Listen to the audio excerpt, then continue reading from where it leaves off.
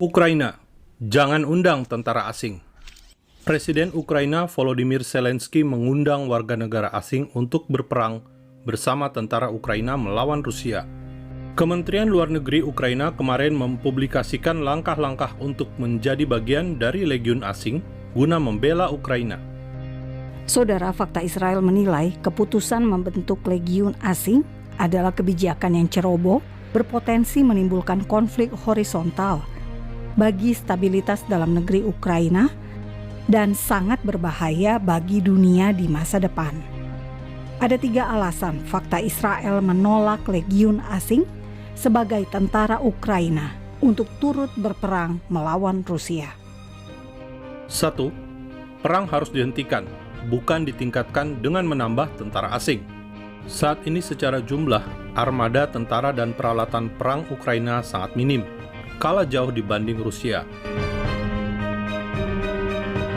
Apalagi Rusia juga mendapat dukungan tentara dari Chechnya, yang selama ini bagai tentara petualang yang muncul dalam setiap perang Rusia.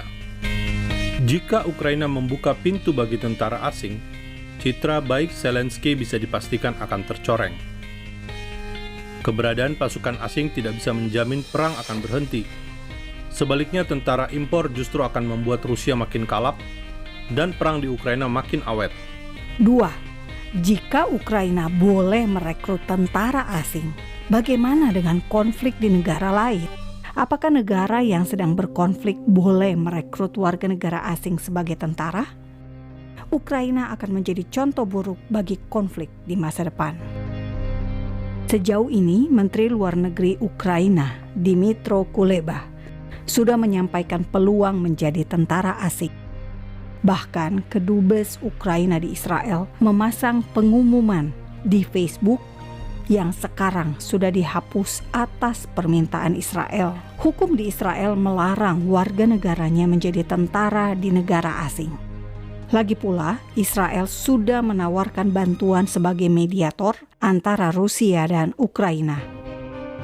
Harapannya, perang segera berakhir sehingga Ukraina tidak membutuhkan tentara asing lagi. 3. Neonazi menyusup menjadi legiun asing di Ukraina. Ukraina dipastikan akan menjadi ajang tempur para neonazi dari Eropa dan Amerika. Para neonazi akan menjadi beban pasca perang bagi Zelensky yang Yahudi. Sejarah Ukraina mencatat, Ukraina mempunyai rekam jejak buruk akibat keberadaan kelompok neonazi. Kelompok neonazi di Ukraina adalah Batalion Azov yang muncul tahun 2014 dalam menurunkan Presiden Ukraina keempat, Viktor Yanukovych, yang berpihak pada Rusia. Masalahnya, Batalion Azov terdiri dari orang-orang sayap kanan pengagum ras kulit putih, para pejuang ultranasionalis Ukraina yang anti-Yahudi, dan bisa dibilang Batalion Azov adalah neonazi karena ideologi yang sama dengan Nazi masa Hitler dahulu, dengan bendera bersimbol Nazi Wolfsengel. Kehadiran prajurit berbau neonazi akan membenarkan tudingan Putin tentang denazifikasi Ukraina. Saudara, tidak ada kemenangan yang lebih membanggakan jika direbut dari hasil keringat sendiri. Nasionalisme dan patriotisme Ukraina akan ternoda jika ada legiun asing. Karena itu, fakta Israel menolak legiun asing Ukraina. Ini kebijakan salah Zelensky di tengah semua keputusan terbaiknya di masa genting invasi Rusia atas Ukraina.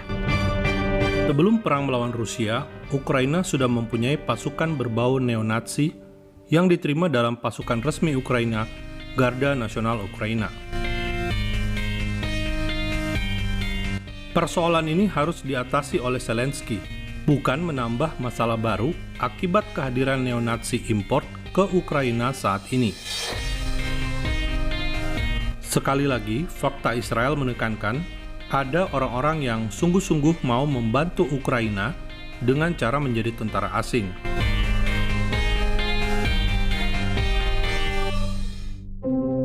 Tetapi fakta Israel khawatir ada neonazi yang memanfaatkan kesempatan di saat perang melawan Rusia demi ideologi rasis mereka. Karena itu, stop perang, jangan pernah mendukung ideologi neonazi.